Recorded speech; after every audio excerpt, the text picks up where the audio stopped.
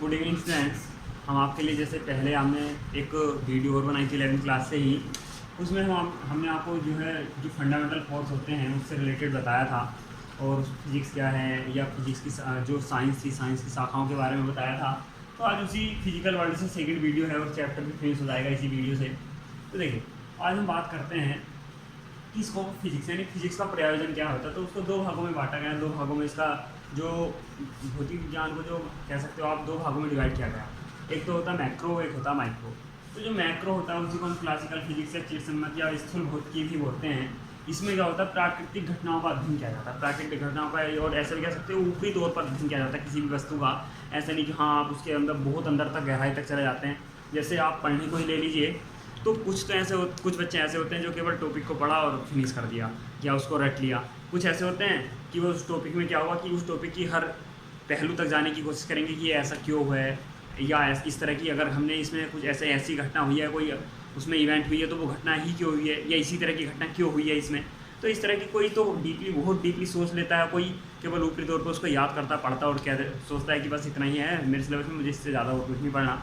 तो इस तरह की घटनाओं के मैं बारे में बात कर रहा हूँ। तो जो ऊपरी तौर पे पढ़ते हूँ वो चीज़ यहाँ आती है स्थूल तौर पे। जैसे अब इसका एग्जांपल देखिए, मैंने यहाँ नीचे लिख रखे हैं मैकेनिक्स, ऑप्टिक्स, थर्मोडायनामिक्स, इलेक्ट्रोडायनामिक्स। तो ये एक सारी चीज़ें क्या होती हैं, जैसे ऑप्टिक्स के बारे में आपको ज़्यादा नॉलेज होगी, प्रकाश से रिलेटेड जितनी भी घटनाएं होती हैं तो सब प्राकृतिक घटनाओं के अंतर्गत आती हैं, और इसी का ऊपरी तौर पर हम अध्ययन करते ज़्यादा अंदर डीपली नहीं जाते हैं, क्योंकि ये बहुत बड़े बड़े भाग होते हैं। अपने थर्मोडायनामिक्स बहुत बड़ी यूनिट है, इलेक्ट्रोडायनामिक्स बहुत बड़ी यूनिट है, और मैकेनिक्स तो आप जानती हैं कि बस इसके बारे में आप पूछें तो काफ़ी ज़्यादा डिटेल्स है इसकी। तो अब देखिए, दूसरी चीज़ है माइक्रोस्कोपिक, यानी ये होता है मैक्रो और ये होते हैं माइक्रो। जैसे हम आपने देखा होगा कि जो अब तो देखिए फ़ोन की जो मेमोरी होती है काफ़ी ज़्यादा आने लगी, लेकिन पहले क्या होता था, उसमें चिप डालनी पड़ती थी। तो चिप में कंपनी आपने सुनी होगी, माइक्रो लिखा हुआ आता था, ठीक है। तो वो चिप क्या होती थी, बहुत छोटी होती थी, तो इसलिए उस पर लिखा होता था, आप ऐसा ये केवल याद रखने का तरीका बता रहा हूँ, तो उस पर लिखा होता था माइक्रो, ठीक है। तो इसका मतलब माइक्रो वाली चीज़, जब जो चिप होती थी वो बहुत छोटी होती थी, फ़ोन के अंदर जाती थी, तो फ़ोन एक तरह से क्या हुआ, स्थूल निकाय हुआ, यानी मैक्रो, और जो चिप हुई वो क्या हुई, माइक्रो। तो इसलिए जो माइक्रो चीज़ होती है वो सूक्ष्म होती है, यानी बहुत छोटी होती है। तो ये वाली जो होती है, ये चीज़ जो होती है, दूसरा जो भाग है ये होता है सूक्ष्म से, और ये होता है स्थूल से, यानी बड़ा वाला। तो इसमें क्या होता है, जो मैटर होता है, यानी पदार्थ होता है, उसके छोटे छोटे जो डीपली अध्ययन किया जाता है इसमें। जैसे आप कह सकते हैं इसके जो इसमें मैटर में आप कह सकते हैं अणु है, परमाणु है, यानी न्यूक्लियर हुआ, ठीक है, एटम हुआ। तो अब इसके जो एग्जाम्पल हुए वे क्या होंगे, देखिए, न्यूक्लियर फिजिक्स है, या क्वांटम फिजिक्स है, या अल्फा बीटा गामा कण है, इलेक्ट्रॉन है, प्रोटॉन है, ठीक है, न्यूट्रॉन है, आप इनके बारे में जान चुके हैं। तो इस तरह की जो डीपली नॉलेज की जाती है वो इसमें की जाती है, सूक्ष्म वाले। तो ये आपके दो पार्ट्स है जिसमें फिजिक्स को आप पढ़ते हैं, कि एक होता है स्थूल अध्ययन, एक होता है सूक्ष्म अध्ययन। दूसरी चीज़ आप बात करते हैं, देखिए आगे, कि देखिए हर चीज़ साइंस जो है, कोई भी जो आप एक तरह से मशीन वगैरह कह सकते हैं, जो इंस्ट्रूमेंट होते हैं सारे के सारे किसी न किसी सिद्धांत पर वर्क करते हैं, यानी किसी न किसी नियम पे वर्क करते हैं। जितने भी यहाँ सारी चीज़ें आप देखते हैं कोई ना कोई नियम पर आधारित होती हैं। तो साइंस में नियम कैसे बनते हैं उस चीज़ के ऊपर हम बात कर लेते हैं, ठीक है। तो देखिए, इसके 4 स्टेप होते हैं, 4 स्टेप्स होते हैं विज्ञान के नियम बनने के। सबसे पहले होता है कि किसी घटना से संबंधित अनेक प्रेक्षणों को करना, यानी देखिए, हम जिस घटना के ऊपर नियम बनाना चाह रहे हैं उससे रिलेटेड बहुत सारे प्रेक्षण किए जाएं, उनको नोट आउट किया जाए, यानी हम बार बार घटना से रिलेटेड बहुत सारे प्रेक्षण करते रहें, यानी उसको ऑब्जर्व करते रहें। जैसे अगर किसी बच्चे के लिए कोई बात कहनी है, तो या किसी बच्चे के ऊपर कोई घटना आधारित है, तो उस बच्चे का हमें क्या करना था, पड़ता बार बार टेस्ट भी लेना होता है, और भी बहुत सारी चीज़ें होती हैं कि मंथली टेस्ट होता है, फिर हाफ ईयरली परीक्षाएँ होती हैं, ठीक है। इस तरह की बहुत सारी घटनाएं हमें करनी पड़ती है और ऑब्जर्व करना पड़ता है बच्चे को। तो वैसे क्या करना पड़ता है, जिस घटना से रिलेटेड हमें क्या करना होता है, नियम बनाना होता है, उसको बार बार ऑब्जर्व करना पड़ता है और उनको इकट्ठा करना पड़ता है।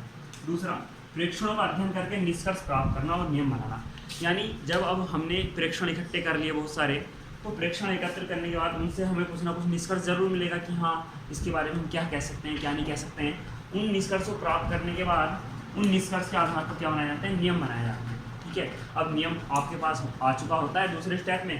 थर्ड स्टेप में क्या होता है, इसको एक्सपेरिमेंटल तौर पर प्रूव किया जाता है, यानी प्रयोगात्मक रूप से सत्य किया जाता है, इसका प्रयोग किया जाता है, एक्सपेरिमेंट किया जाता है, और एक्सपेरिमेंट के तौर पर सत्यापन करते हैं कि हाँ क्या हमने जो नियम बनाया है वो हर घटना के लिए ऐसे सत्य है या नहीं है। अगर देखिए ये सत्य हो जाता है तो ठीक है, आपका नियम ओके है, वरना अगर नहीं होता तो फोर्थ स्टेप की ज़रूरत पड़ती है। फिर पुनः ये सारे जो 3 स्टेप हैं, ये तीनों स्टेप किए जाते हैं।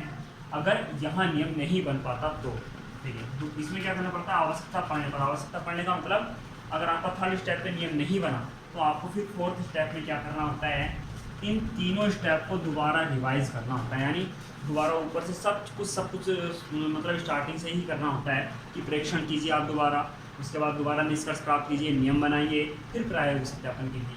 ये इस फोर्थ स्टेप का मतलब होता है। ठीक है, देखिए आगे है कि नेचर ऑफ फिजिक्स लॉ, यानी देखिए जो अब मैंने यहाँ आपको बताया नियम कैसे बनते हैं। अब जब नियम बन गए होंगे तो उसके बाद उसमें क्या क्या नियम आए, क्या क्या नहीं आए, तो उसमें कुछ जो आपको इंपॉर्टेंट बता रहा हूँ, जो आप कुछ पढ़ भी चुके हैं, जो आगे पढ़ेंगे। ठीक है, तो देखिए यहाँ मैंने लिखा हुआ संरक्षित राशियाँ और असंरक्षित राशियाँ, कंजर्व्ड राशियाँ क्वांटिटी जो होती हैं। ठीक है, तो देखिए कुछ राशियाँ ऐसी होती हैं जो समय के साथ चेंज होती हैं, कुछ ऐसी होती हैं जो समय के साथ चेंज नहीं होती हैं। जो राशियाँ समय के साथ चेंज ना हो वे संरक्षित हैं, जो होती हैं वे असंरक्षित हैं। ये ध्यान रखिएगा आप कि जो चीज़ें समय के साथ चेंज होती जाएंगी वे संरक्षित, जो समय के साथ चेंज नहीं होंगी वे संरक्षित, जो होती रहेंगी वे असंरक्षित। अब इसके ऊपर जो लॉ बने हैं कंजर्वेशन लॉ, उनके बारे में बात कर लेते हैं। तो कंजर्वेशन ऑफ एनर्जी, ये सबसे पहले आप सबसे छोटी क्लास में सबसे पहले यही नियम पढ़ते हैं, ऊर्जा संरक्षण का नियम जो आप बोलते हैं। आपने ऐसे सुना होगा कि ऊर्जा ना तो उत्पन्न की जा सकती है ना नष्ट की जा सकती है। ठीक है, ये चीज़ आपने सुनी होगी, तो ये वही है। ठीक है, एनर्जी क्या होती है, कॉन्स्टेंट रहती है हमेशा। ठीक है, केवल बदल जाती है इधर उधर किसी और।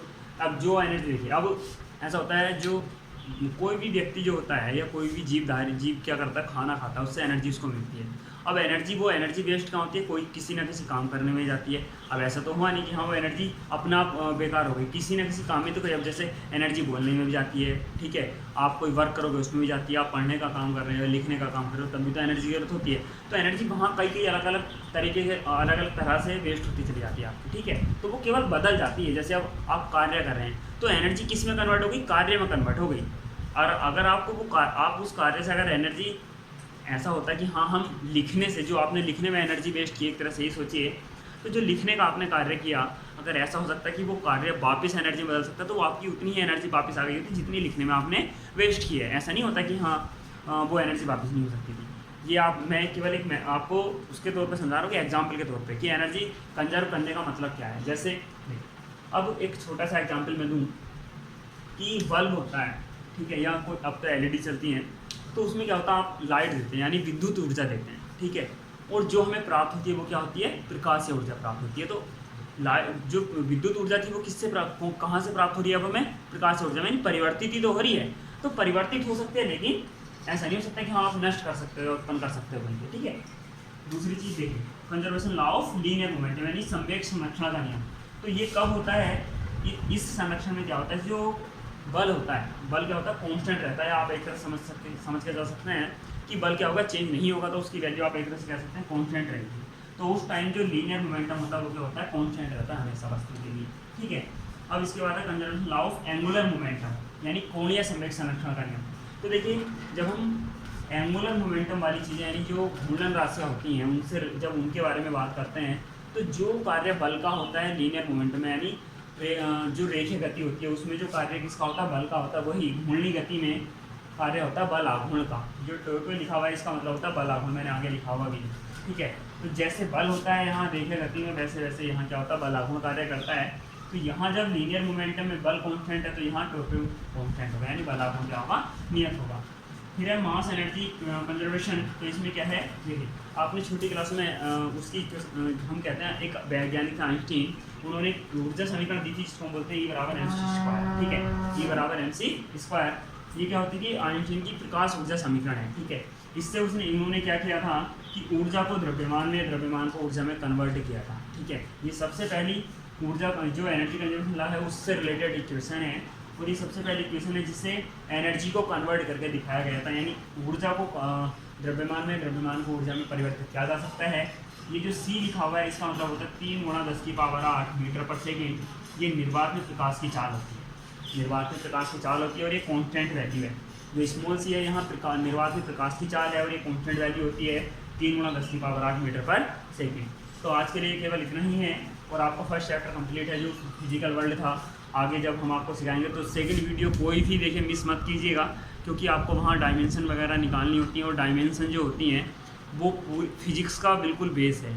आपने आपको अगर वो नहीं आई तो आप समझ लीजिए आप काफ़ी ज़्यादा नंबर आप मिस कर सकते हैं। ठीक है, तो फ़िलहाल तो यही हम देखिए जो हम वीडियो बना रहे हैं उसको लाइक और सब्सक्राइब के साथ आप शेयर भी करिए, जिससे आगे हम आपको नई वीडियो और उपलब्ध कराते रहें। So thanks for watching.